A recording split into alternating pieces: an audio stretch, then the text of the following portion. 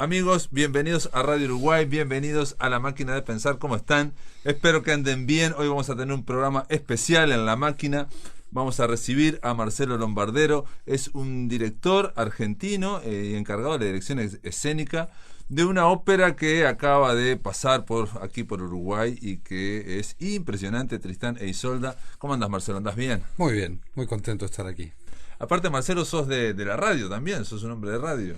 Bueno, sí, tuve mis inicios en la radio en mi ciudad de nacimiento, en Paraná, y actualmente tengo también un programa de radio en Radio Nacional Clásica, un programa de ópera, así se llama. ¿Un programa de ópera? Sí. Estamos al aire desde 2008, digo estamos porque somos un grupo, un equipo de 3 personas. ¿No? Sí. Ya 11 años. Sí. Hay que decir que Marcelo Lombardero inicia su actividad como director de escena en el Centro de Experimentación del Teatro Colón, nada menos, ¿no? Sí, junto a Gerardo Gandini, allá al comienzo de los años 90. Ahí Pero estamos hablando de un buen comienzo, ¿no? El Teatro Colón, ¿no? Sí. Bueno, yo soy tercera generación de artistas relacionados al teatro lírico. Mi abuela era cantante, mi abuelo era cantante, mi madre cantante. Así que yo, como digo, tengo todos los visos. Yo entré al coro de niños del Teatro Colón cuando tenía 5 años, canté en el coro, fui cantante, solista, canté mucho. ¿Fuiste cantante? Yo era cantante, solista. Sí, mucho tiempo. Soy director de escena ahora. Fui director artístico del Teatro Colón. O sea, todos los vicios, los rubros, todos los vicios, todos los vicios y los rubros, ¿no? Porque a mí me pensé que la charla iba a ir por el lado, digamos, escenográfico, ¿no? Porque no necesariamente los directores de escena, ¿no?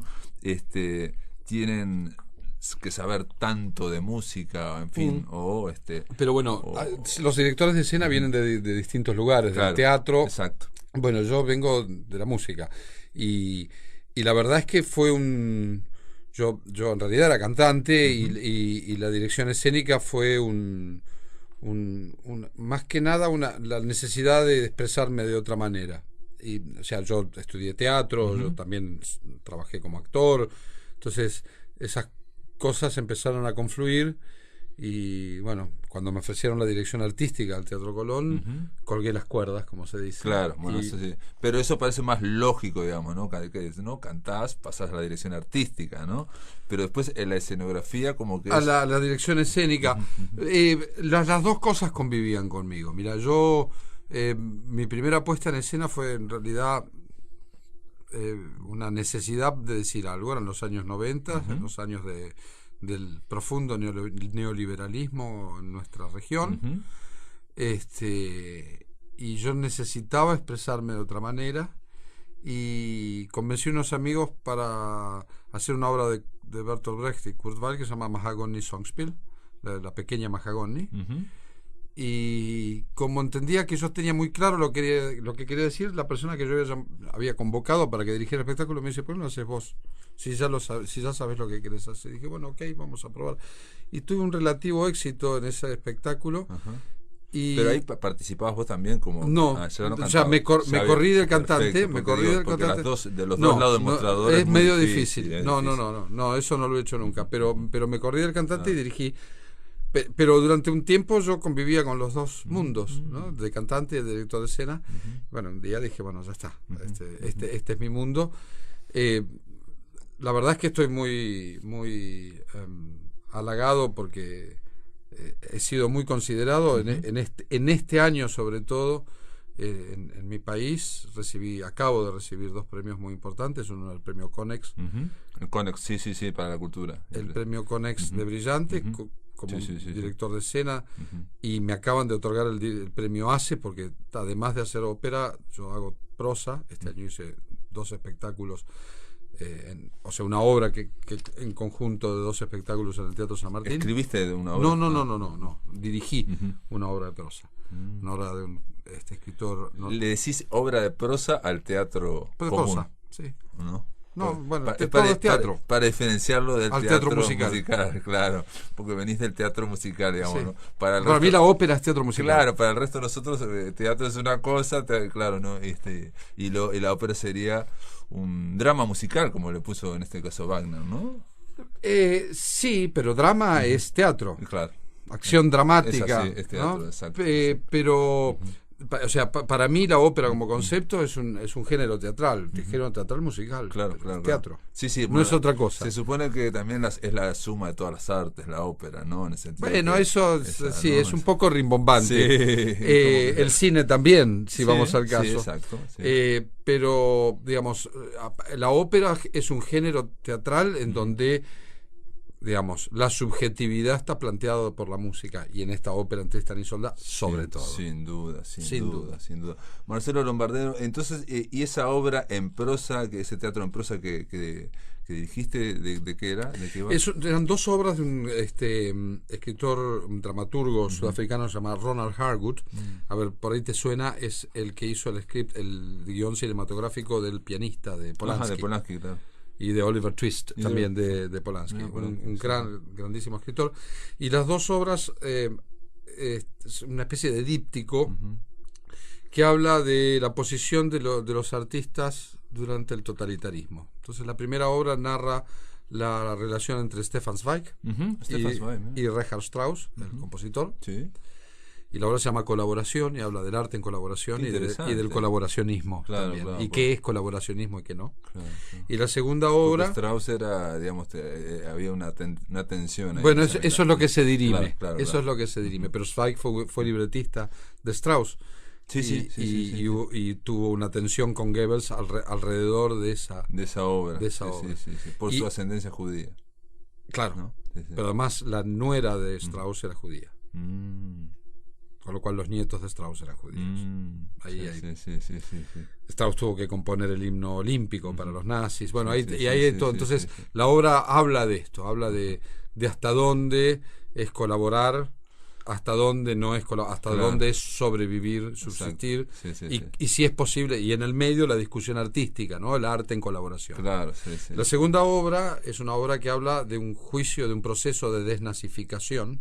Tú sabes que cuando los aliados, los nazis no perdieron, tú sabes, o sea, eso lo sabe todo el mundo, los nazis no perdieron, Alemania perdió la guerra, pero los nazis en Alemania no perdieron, con lo cual cuando llegaron los aliados a Alemania, los criminales de guerra eran todos. Y iniciaron un proceso de desnazificación, se le llamó, y exactamente, que es tratar de estudiar ahí exactamente, y procesos de quienes eran colaboradores. Pero y no solamente desde el punto de vista criminal, sino desde el punto de vista de apoyo civil al partido nazi, básicamente, ¿no? O sea, la desnazificación era un poco para tratar de, había que mejorar hacer un corte, al pueblo alemán. Y además había que hacer un corte. Entonces, eligieron a un par de figuras para tomar como ejemplo, y en este caso es el proceso de desnazificación de un gran director de orquesta llamado Wilhelm Furtwängler, que era el director de la Filarmónica de Berlín, y es también, ¿dónde está parado el artista? ¿Por qué se quedó durante ese periodo? ¿Por qué no se fue como otros? Y aparte, un escritor sudafricano, que en Sudáfrica vivieron algo similar, me hace acordar una película Mephisto de Klaus Maria Brandauer, ¿no? tiene esa cosa, esa historia de hasta qué punto hay que hasta dónde nos paramos, la oportunidad para desarrollar tu propio arte, ¿no? El arte, ¿no? Para sobrevivir. Pero sobrevivir, no solamente desarrollar el arte, sino sobrevivir. Pero hasta qué punto esa oportunidad implica un colaboracionismo total con el régimen, ¿no? Así que, y el régimen es como el Mephisto, es como si fuera precisamente el diablo, ¿no? O sea, que cuando pactas con él siempre gana, termina ganando, ¿no? Exactamente. Terrible. Bueno, muy bien, impresionante. ¿La podías traer acá a Montevideo? Me encantaría. Sería ¿Cómo se llama el título? La obra son dos obras, una que se llama Colaboración, Tomar Partido. Colaboración, Tomar Partido. Ronald Harwood. Mirá qué interesante. Porque aparte, ahora ya no vamos a seguir hablando porque estaría bueno traerla acá a Montevideo y ya me puse a pensar si implica muchos despliegues. Es una obra que tiene un gran despliegue, y un elenco de 6 actores que recorren 12 personajes, porque los 6 actores hacen las dos obras. Qué interesante, sí. Aparte son esas cosas que están cada vez más vigentes, ¿no? Por este siglo XXI.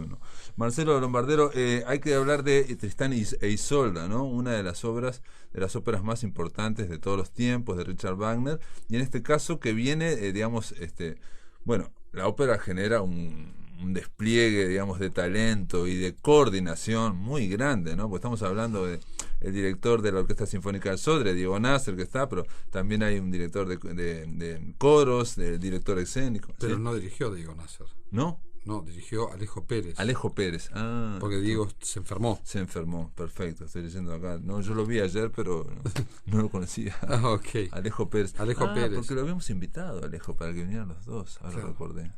Sí, es Alejo Pérez porque el maestro Diego Nasser tuvo una indisposición, entonces se hizo cargo de la producción del maestro Alejo Pérez, que estaba volando, estaba yendo de Corea a Buenos Aires, y así aterrizó acá en Montevideo de corrida. Pero sí, un gran elenco, un hecho histórico, porque es la primera vez que esta obra cumbre de la ópera y del teatro musical es interpretada por un elenco completamente latinoamericano, sudamericano.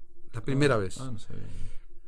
Y es una obra que es fundamental, o sea, son esas obras que son obras maestras claramente porque van más allá del género al que habitan. Claro. Tristan e Isolda debuta en medio del siglo XIX al siglo XX. Claro, o sea, el siglo XX en la música comienza con Tristan e Isolda. Exacto, es como la ampliación de la ópera hasta extremos. ¿No? Y en términos musicales, ya ni siquiera solamente operísticos, sino en términos musicales. El término, la idea de la tonalidad. Bueno, eso me lo tenés que explicar porque sí, a ver, vamos a explicarlo un poco, ¿no? A ver, porque Wagner incluso uno lo escucha y da la sensación, a diferencia de otras óperas, ¿no? Sí. De que hay en otras óperas grandes variaciones. Acá parece que es todo como estuviera, ¿no? Con una misma, no sé cómo decirlo, es una misma atmósfera en los tres actos prácticamente.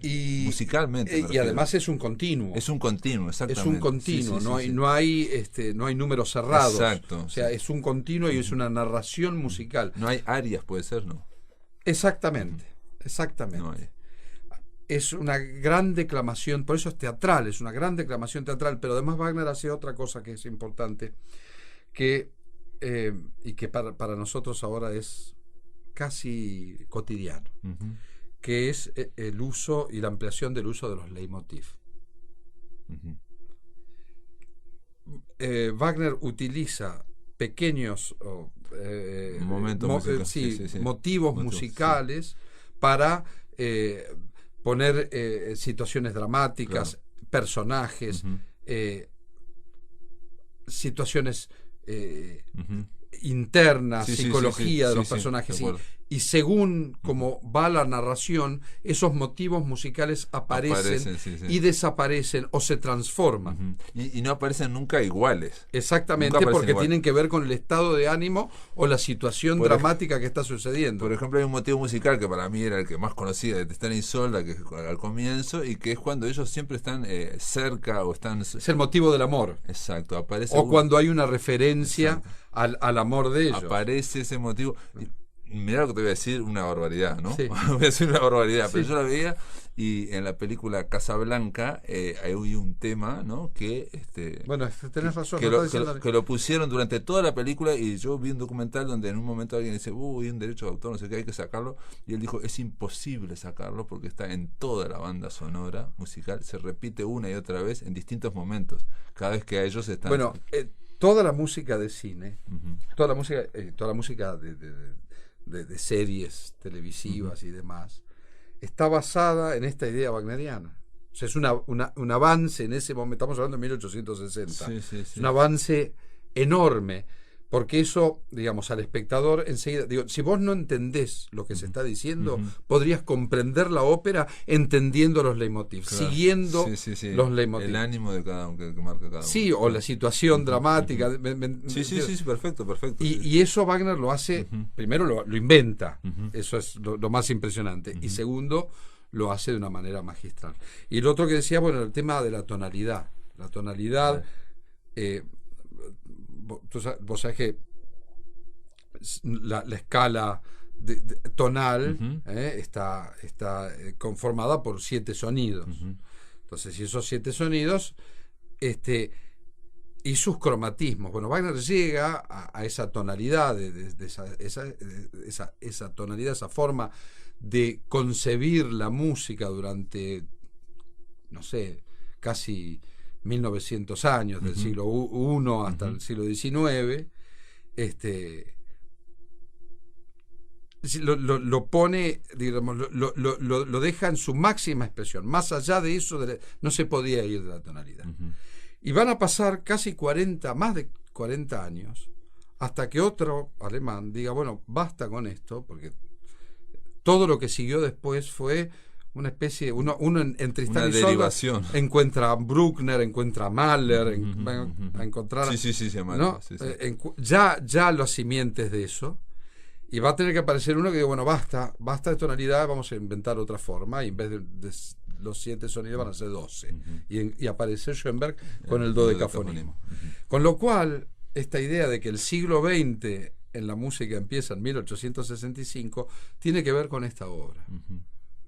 Hay cosas en el tercer acto, por ejemplo, en La muerte de Tristán, hay cosas de polirritmia que va a utilizar Stravinsky. O sea, Wagner es un adelantado en este sentido, y después hace otra cosa que es mucho más importante, y es la cosa más difícil para un director de escena, que es ese estatismo dramático. Bueno, eso te quería hablar también, porque a la salida me encontré con un par de músicos que estaban ahí en la parada del ómnibus, ¿no? Y ellos decían de que la obra en sí, Tristán y Isolda, es estática, y uno de ellos dice, porque mirás en YouTube cualquier otra obra, la misma representación, y siempre están como paraditos, y incluso a veces como hieráticos, mirando al frente, o sea, hablan entre ellos y están mirando al frente, ¿no? Sí. Bueno, porque Wagner habla de una situación, de una manera de narrar muy particular. Él le llama acción lírica. O sea, no hay acción dramática.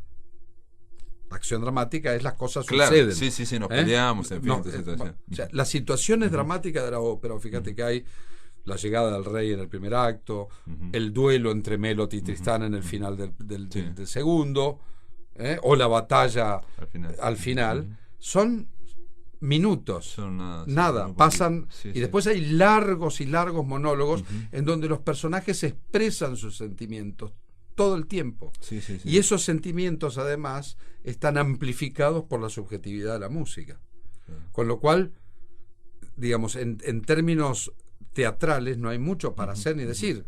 Hay un tipo cantando durante... o sea, Tristán se muere durante 40 minutos. O incluso cuando la pareja, Tristán e Isolda, están en un momento y de repente se toman de la mano y cantan ese dúo de amor. Ese dúo también de frente, o sea, ni siquiera se miran entre ellos, están mirando hacia... Es que tienen que cantar una parte muy complicada y superar una orquesta muy grande.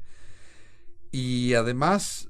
no hay nada que hacer más que expresar eso que para mí, ¿no? Yo lo entiendo así, eso que están diciendo, y ayudar a la música en este sentido, que es quien está contando la historia en realidad. Claro. Y con un marco, ¿no? Con un marco coherente que ayude a contar la historia. Y en ese sentido, bueno, creo que esta producción lo hace. Y se ha resuelto en esta producción algunas cuestiones de movilidad. Es una producción que es totalmente virtual, no hay nada corpóreo. Vamos a hablar, digamos, de lo que es brillante también, ¿no? O sea que incluso cuando comienza aparece virtualmente un marinero que está cantando, pero es un dibujito animado. Es un dibujito animado proyectado arriba de un mástil, ¿no? Sí. Y yo dije, ¿y esto? Porque da un estatismo muy grande, pero aparte uno espera personas. Comienza así, digamos. Bueno, es que, a ver, en principio nunca le quisimos sacar la idea de leyenda a esta obra. Claro. Hay una cuestión de eternidad también, en eso de estar ellos hablando y mirando hacia adelante, ¿no? Como exactamente. Una cuestión mítica. Y para mí, cuando Tristán y Isolda están juntos, estos amantes, esta historia de amor prohibido, una historia de amor dura, clandestina, sí. Desaparece el entorno y ellos están en un espacio. Eso es brillante, ¿no? Sí, cuando están en una galaxia, sí, están, pero a veces que estuvieran volando en la galaxia, por afuera eso del mundo. Sí, de acuerdo. Vamos a hacer una pausa, amigos. Estamos conversando con Marcelo Lombardero, director escénico de esta increíble Tristán e Isolda, que pasó aquí por el Auditorio Nacional del Sodre. Continuamos, amigos, con Marcelo Lombardero. Él es director de escena, escénico de Tristán e Isolda, y estábamos hablando un poco de esta obra, una obra que fue culminante.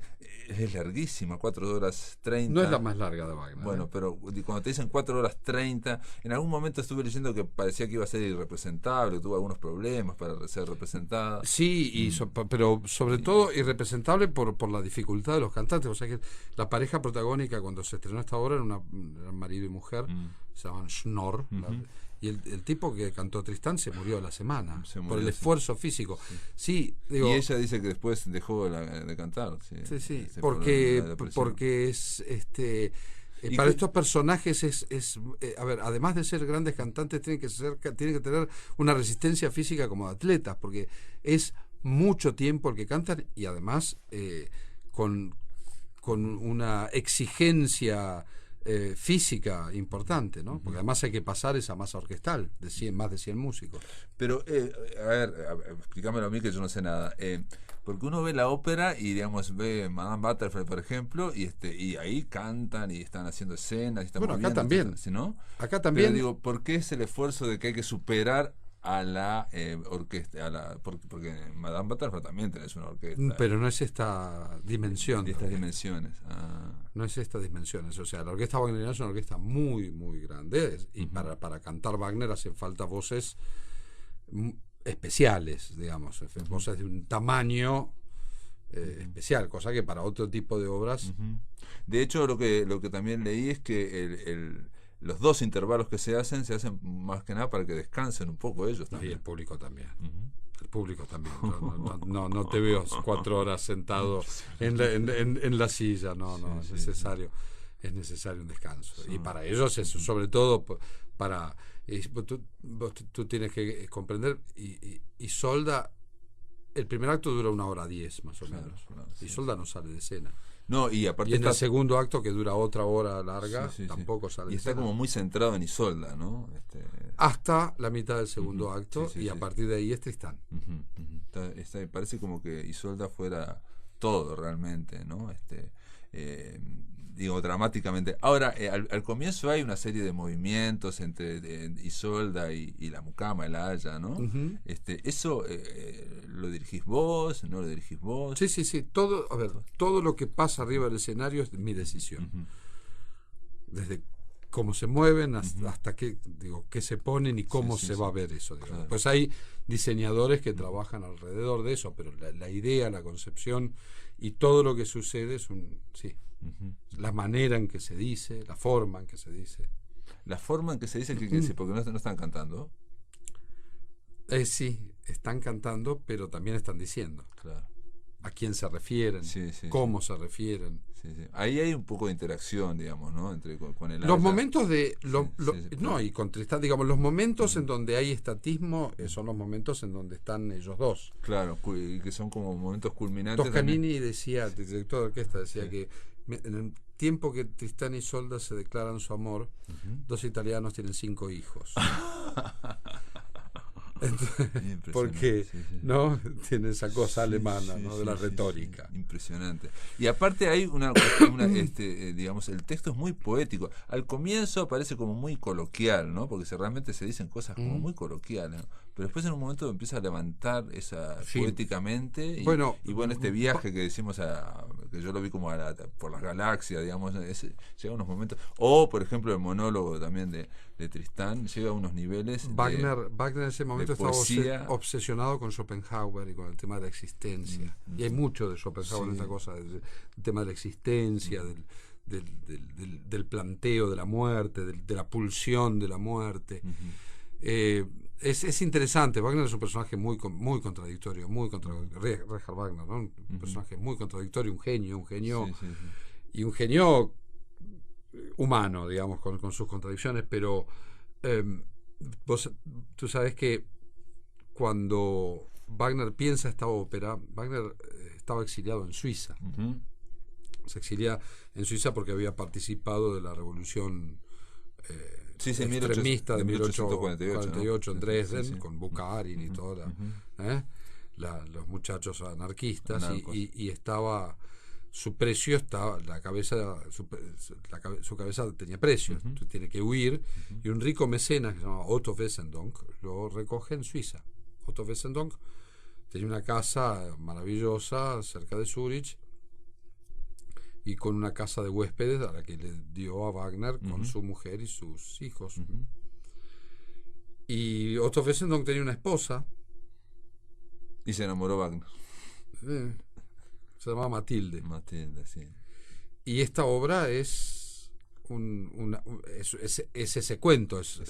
Tristán es Wagner, Matilde es Isolda, y Otto es el rey Marque. El rey Marque. Porque es increíble, porque esta es una historia de amor entre Tristán y Isolda, pero también es una historia de amor entre Marque y Tristán. Lo interesante. El tema de la traición. Incluso claro, llega a decir, me traiciona a mí por traicionarlo a él. Que en un momento la gente se ríe, o la que estaba cerca de mí, porque hace una frase así, ¿no? Se traiciona a él y yo lo estoy traicionando. Sí, se refiere a Curwen, a su ayudante, que tan fielmente peleaste con el rey, y cuando lo traicioné, lo traicionaste tú también. Sí. Pero quería volver a esto. A diferencia de cualquier amante que supuestamente encuentra a su mujer infiel, Marque tiene una actitud ni siquiera con Isolda, es con Tristán la cosa. Es muy, muy, muy particular esa historia de amor que se genera entre también los otros integrantes, el amor de la Haya de Brangania con Isolda, el amor ciego de Curwen, el escudero de Tristán con Tristán. Entonces, esas relaciones que son relaciones así casi simbióticas. Es una obra muy fuerte en ese sentido, y interesante también hoy que estamos tan feministas, el personaje de Isolda, porque Isolda es una heroína que no es doncella. Esto me lo han dicho varias veces, ¿sabes? Expliquémoslo, porque como que Romeo y Julieta, la otra gran historia de amor, ella es doncella, digamos, ¿no? Y Isolda no llega a doncella. Pablo y Virginia, bueno, todo. No, Isolda es una mujer de 3 hombres. Pablo y Francesca, perdón. Pablo y Francesca tampoco. Isolda es una mujer de 3 hombres. Claro, no. Isolda es la mujer de Morold, el antiguo al que mata a Tristán, va a ser la mujer de Marque y es la amante de Tristán. Claro. Al que no se le conoce mujeres a Tristán, salvo su madre. Claro.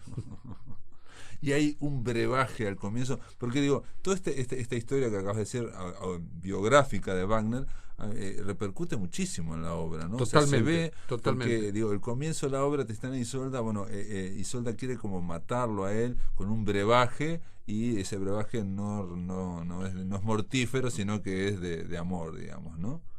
Y quedan como enganchados. Y en el monólogo, digo, yo siempre en cada ópera se cuenta que lo que estaba pasando el director, en fin, el autor. Pero en el monólogo de Tristán, él llega a decir que el brebaje, ¿no? Él lo creó, él lo tomó, él no sé qué. Está hablando como de la lucha mental, de las fantasías de él. Es digamos, que el brebaje de la locura de la mente del hombre que está enganchado con 2 mujeres, por ejemplo, o que está enganchado con... Pero y tiene que ver con otra cosa. El brebaje no es el que enamora a Tristán y Isolda, sino es el que rompe las ataduras. Las sustancias no hacen las cosas, las hacen los hombres, ¿no? Y las personas, digamos. En ese sentido, el amor de Tristán y Isolda es previo al brebaje, ¿no? Es así, digamos. Lo que hace el elixir del amor es ratificar lo que ya está, precipitar o hacer que salga y romper las ataduras. Claro, sí, obvio. Pero todo ese monólogo al final a mí me pareció, este es Wagner hablando de su problema con Matilde y con su esposa. Ella está entre la esposa y Matilde, y entonces está diciendo, estoy yo enloqueciendo a mí mismo. Wagner siempre habla de sí mismo. Siempre sus obras son, aunque esté hablando de, ¿no? de Nibelungos caballeros medievales, siempre está hablando de sí mismo, como todo artista, ¿no? Y esta obra también fue tomada por los románticos e incluso por los surrealistas, porque precisamente hay está atravesada por la emoción, ¿no? O sea, es decir, sí. este pensamiento que hace, por ejemplo... Y por la subjetividad. Claro, por la emoción y la subjetividad, ese pensamiento que hace Tristán, que está analizando, en un momento parece que está como delirando el mismo. Bueno, y eso es lo interesante. Bueno, Wagner, tú sabes que hacía los libretos de sus propias óperas, ¿no? Entonces, ahí es muy importante, y uno tiene que pensar esta obra es 1865, o sea, la modernidad de la forma narrativa, esta idea ininterrumpida de un arco dramático que comienza y termina con el final de la obra. Eso en un punto hace que palabra y música sean una sola. O sea, cada palabra está pensada para un sonido determinado, con lo cual la subjetividad va ahí. Sí. Y es un misterio también cómo se hacen, para mí, ¿no? Los intervalos tan grandes y uno se engancha inmediatamente, se zambulla en la ficción de nuevo, ¿no? Sí, ¿no? Bueno, eso yo no lo puedo saber. Digo, estamos hablando de... Eso me lo podés contar vos. De recreos, de intervalos largos, de 20 minutos sí. ¿no?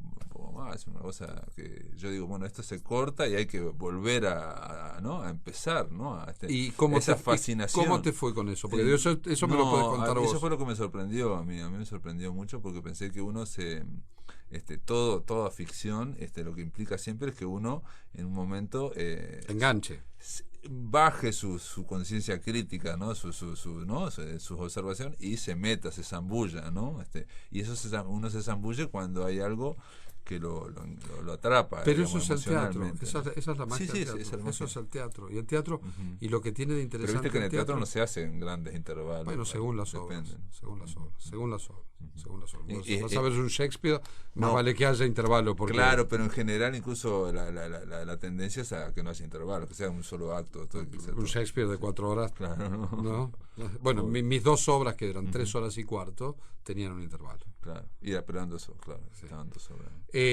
No, a ver, a mí me parece en este punto es interesante lo que planteas, y es interesante el hecho de la importancia de ir a ver teatro, porque esa idea en principio de sentarse a ver algo que no está totalmente servido en bandeja, que es algo que tenés que meditar, pensar y prepararte. No podés estar distraído con nada. En este mundo donde estamos distraídos todo el tiempo con pantallas y demás. Acá lo único que tenés que ver es eso que está sucediendo en el escenario, pero además lo estás haciendo en comunidad.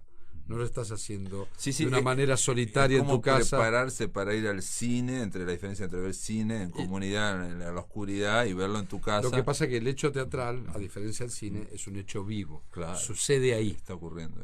Está ahí. Está ahí, es irrepetible y es único. Vos estás viviendo un momento único que no se va a volver a repetir. O sea, la función de mañana no va a ser la misma que la función y de hecho también en un momento se dijo, no aplaudan hasta el final, hasta el último acorde, porque lo estamos grabando, ¿no? Pero estamos diciendo todo esto, que es un hecho vivo, en fin, pero por otro lado, la escenografía básicamente es virtual. Es virtual. Digo, ellos se proyectan y se logra esa cuestión de eternidad también, ¿no? O sea, cuando van en el barco o cuando están en la caverna. Es una idea de falso 3D. Exacto. Es una idea de falso cine en vivo. Sí, la obra, como vos decías, bien es muy estática y plantea además 3 espacios escénicos muy determinados.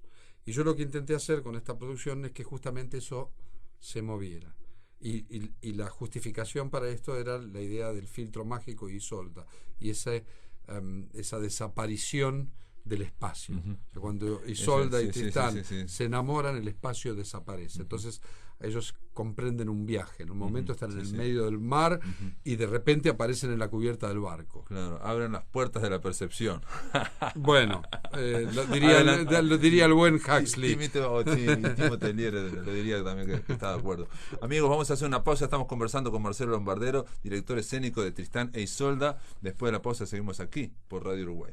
Gente, continuamos en La Máquina de Pensar, estamos conversando con Marcelo Lombardero sobre Tristán e Isolda, un tema infinito. Una de las cosas que yo te escuchaba mientras estabas narrando cómo estas dos personajes realmente están muy fijos, están muy quietos, ¿no? Pensaba, por ejemplo, en esto, digamos, de zambullirte en la ficción, uno se zambulle más fácil si hay realismo, ¿no?, en lo que está ocurriendo, ¿no? En este caso hay una apuesta que no es, ya está planteada por Wagner, muy realista, ¿no? Y ¿no estaría ahí ya el distanciamiento brechtiano? Bueno, como todo anti-wagneriano, Brecht abreva en Wagner. Claramente Brecht se opone a la idea wagneriana del espectáculo en algunos puntos de vista. Por supuesto, en toda su concepción. Pero hay algunas cosas de las cuales Brecht abreva en Wagner. En la idea de la narración épica, por ejemplo. Ah, bueno, la cuestión épica. Sí. Es muy alemana eso también, ¿no? Y sí, por supuesto que sí.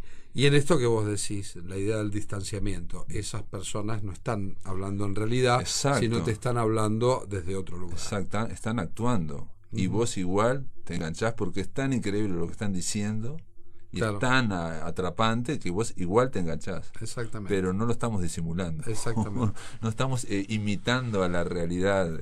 Para un director de escena, Tristán y Isolda es un poco frustrante en ese sentido porque, digamos, hay muy poco para hacer.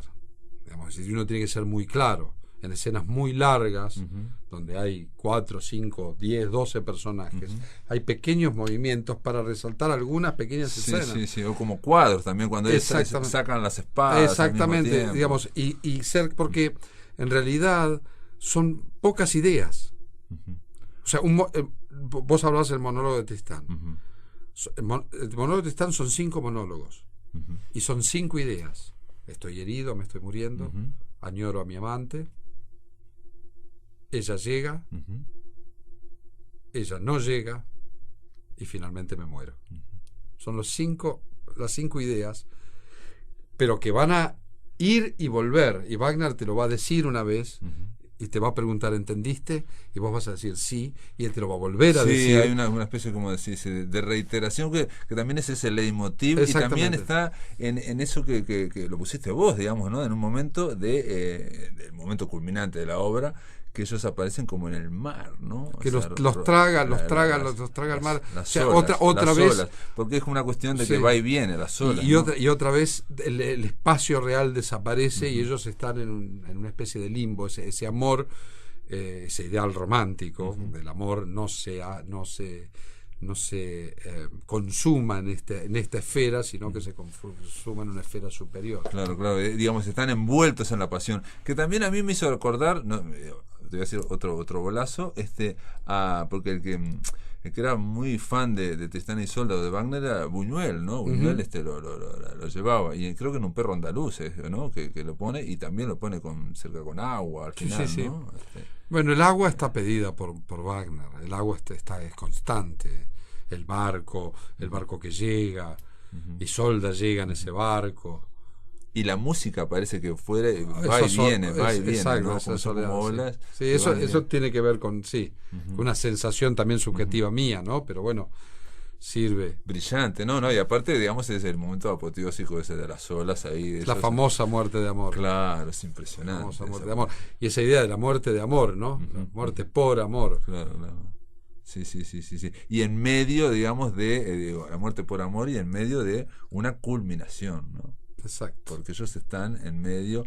De hecho, se dice en la obra una y otra vez, que prácticamente están en la tierra, pero su verdadero ser está en otra parte, ¿no? Y que esta idea de la consumación del verdadero amor no es en este estadio, sino es en una esfera superior. Ideal romántico que también ayudó a que mucha gente lo entendiera mal y se suicidaron. ¿no? Sí. No, y los surrealistas son la continuación de los románticos, ¿no? Absolutamente. Buñuel dijo en un momento que los románticos tenían miedo de volverse locos o suicidarse, y nosotros no tuvimos miedo, entonces siguieron, digamos, ¿no? Sí. Pero que es la misma línea, exactamente, ¿no? Esa cuestión gótica, esa cuestión del amor más allá de la muerte, ¿no? Y a la vez muy combinado desde el pique, digamos, del principio acá en Tristán y Isolda, con la muerte, ¿no? O sea, prácticamente van juntos. De hecho, ella quiere matarlo a él, ¿no? Y ella quiere envenenarlo. Y morir. Y morirse ella, sí. Para tratar precisamente de cortar. Es eso que ella intuye ya que ya estaban enamorados. Exactamente. Digamos, ¿no? De no decírselo a sí misma, ¿no? Exactamente, sí. Y esta idea de Wagner de tomar una saga antigua para contar lo que le pasa. Sí, claro. ¿Ah? Sí. Una vez más, volvemos a la biografía, que es algo que a mí no siempre me interesa tanto, la biografía, ¿no? Pero en este caso... Es que está muy ligado, sobre todo en esta obra, ¿no? Está muy ligado. Es que Wagner es un personaje en ese sentido muy excluyente en su obra. Siempre está presente. Uh-huh. Todo artista está presente, claro. Pero en este caso... digamos, claramente es. De hecho, todo artista, aunque no se dé cuenta, está presente. Sí, pero en este caso hay un paralelismo claro. Hay un paralelismo absolutamente claro, directo. Y vos, digamos que vinculás también lo teatral con lo político, con lo ético, ¿no? La figura de Wagner, ¿qué te parece? Porque tiene sus... Mira, hay una frase de esta obra que acabo de hacer que Strauss le pregunta a Zweig: ¿por qué creemos que los grandes artistas también son grandes hombres? Y Zweig te contesta: porque supongo que nos fascinan las contradicciones. Un artista es un ser humano, y un artista hay que juzgarlo por lo que hace, por su arte. Ni por su manera de pensar, ni por su manera de proceder. Uno no podría juzgar a Miguel Ángel como asesino. Es preferible juzgarlo como escultor o como el que pintó la Capilla Sixtina. Pero sos consciente que en estos momentos ahora se está planteando a nivel social otra cosa, digamos, ¿no? Eso de no separar la obra y la vida. Yo no lo creo. Digo, se ve socialmente, digamos, ¿no? No creo. O sea, la de decir fulanito es un terrible actor, pero hizo algo hace 10 años. A mí me parece que eso es una tontería. Lo que le pasó a Kevin Spacey, por ejemplo. Kevin Spacey, a Plácido Domingo ahora, sí. House of Cards, un tipo que estaba a mí me parece en el pináculo de su actuación, y es borrado digitalmente de una película, por ejemplo, Kevin Spacey. Sí. Bueno, es una tontería. A mí me parece una tontería. No tiene nada que ver.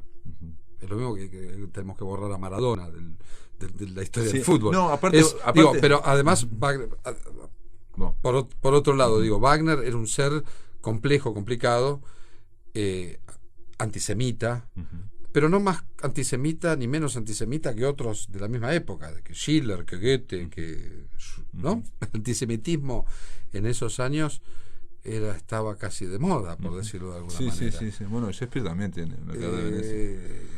Digamos, el sentimiento antisemita estaba muy afincado, con lo cual, digamos, no es una justificación, pero lo que digo es, uno no puede juzgar, podemos juzgar a Wagner como ser humano, y seguramente vamos a encontrar un ser despreciable, pero la verdad es que hoy a nosotros no nos interesa ese Wagner ser humano. Nos interesa Tristán y Isolda. Nos interesa el Wagner, compositor, el Wagner, ni siquiera el Wagner ensayista, que es donde están esas ideas expresadas y que después fueron tomadas, digamos. Wagner no era nazi, no existía el nazismo. No existía el nazismo, no. Pero los nazis lo tomaron como precursor. Pero Wagner fue responsable en alguna parte de sus palabras y sus ideas. O sea, lo que para él era un chiste, después no lo fue. Los otros lo llevaron a cabo, claro. Sí. Entonces, por eso a veces esta idea absurda de emparentar a Wagner con el nazismo no tiene nada que ver. No tiene nada que ver. No tiene nada Más que ver. allá del antisemitismo profesado de Wagner, pero ni una cosa ni la otra. Pero aparte esas luces y esas sombras, y ahora voy a un gran argentino, para mí, ¿no? Es un grande, que es Jorge Luis Borges. Bueno. Que él decía una cosa brillante, ¿no? Solo Borges lo puede decir, porque el tema de separar la vida de la obra, y él decía que las contradicciones o las cosas que se le puedan achacar, digamos, a alguien, a un artista, le sirven para la obra. Entonces, dice, por ejemplo, que Neruda, si no se hubiera hecho comunista, hubiera sido un poeta romántico, y por suerte se hizo. Después dice que si en este caso de Whitman, si no hubiera sido, digamos, demócrata, no hubiera hecho esa cuestión, ¿no? De su obra. Y después habla de Carlyle, que es un inglés que era prefascista, dice, y si no hubiera creído en eso, no hubiera escrito lo que no. Entonces cada uno, o sea, no nos interesan de los escritores sus opiniones, pero ellas, por más contradictorias que sean, sirven para modelar la obra. Absolutamente. En este caso, mira, el caso más paradigmático para mí es el caso de un compositor renacentista que se llamaba Carlo Gesualdo.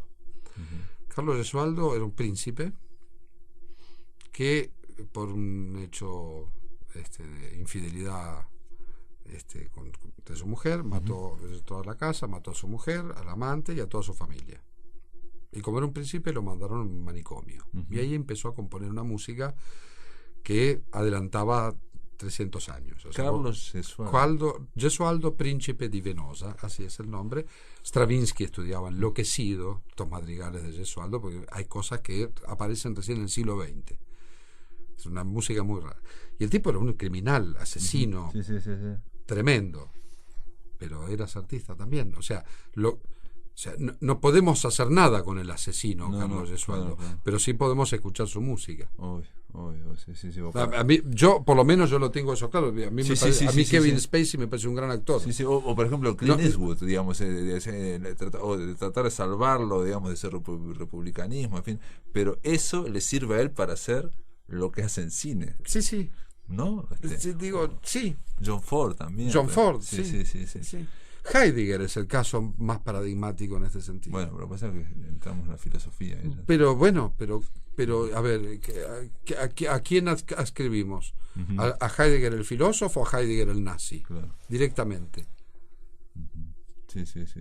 Y sí, personalmente él, vaya a saber, ¿no? Por supuesto. Claro. Ahora, su legado es otra cosa, y el legado de Wagner en este sentido es importantísimo. Es increíble. ¿Y qué te iba a decir? Vos también sacaste un premio por una Lady Macbeth que hiciste en Polonia, ¿puede ser? Sí, la hicimos en Chile, en Polonia, en Buenos Aires, y Lady Macbeth del distrito de Msensk, de Shostakovich. De Shostakovich, perfecto. Es una obra que es la obra por la cual Stalin después va a perseguir a Shostakovich y va a censurar a Shostakovich. Porque hizo una lectura política. En realidad, menos que eso. No le gustó la música. Y le pareció música fea, entonces que estaba lejana al espíritu. No, porque Macbeth es el poder, ¿no? El tema del poder. Shostakovich tenía una idea de hacer una serie de obras que hablaran de la mujer en distintos estadios. Y la primera era esta obra, una obra de un escritor de esos de fines del siglo XIX, Leskov, se llama La Lady Macbeth del distrito de Msensk, que cuenta la historia de una mujer. Lady Macbeth, sí, hicieron la película, la vi, sí, que transcurre como en Rusia, digamos, transcurre, sí, la vi. Que ella envenena va envenenando, sí. Pero por el entorno. Es una adaptación, digamos, a un entorno rural, digamos. Exactamente. Sí, vi la película. No tiene nada que ver con Shakespeare. Nada que ver. Le puso Lady Macbeth por eso. Es esa obra. La vi. Una buena película. Sí. Mirá vos. Qué interesante, ver a las mujeres no en los roles, digamos, idealizados, porque también a veces caemos en eso, ¿no? Bueno, esta es una época también, ¿no? Digamos, de blanco y negro, y creer que todo es blanco, digamos, ¿no? Cuando el arte se nutre de esto, de que estamos hablando una y otra vez de la complejidad, ¿no? Exactamente, del ser humano, ¿no? Como decía, creo que era Melville que decía que es entre el barro y las estrellas, ¿no? Que estamos ahí entre los dos, ¿no? Exactamente. Tremendo. Exactamente. Muy bien. Bueno, Marcelo Lombardero, un placer conversar con vos. Muchas gracias, para mí también. Realmente fue un placer. Marcelo Lombardero fue el director escénico de Tristana y Isolda. Vamos a decir, porque extraordinaria ella. Carla Filipsik. Impresionante. Maravillosa. Gran cantante, está debutando el rol. Está debutando el rol. Sí. Gustavo López Manciti, Tristán también, Leo Neiva, Leonardo Neiva, Curvenal y Hernán Iturralde, Márquez, Cecilia Díaz, Gerardo Marandino. Sí, realmente, pero sobre todo Isolda es una presencia impresionante. Sí, una gran voz además. Una gran voz. Gracias por estar en la máquina. Muchas gracias a vos y hasta la próxima. Amigos, un placer haber conversado con Marcelo Lombardero. Esto es todo, amigos, que lo pasen muy bien.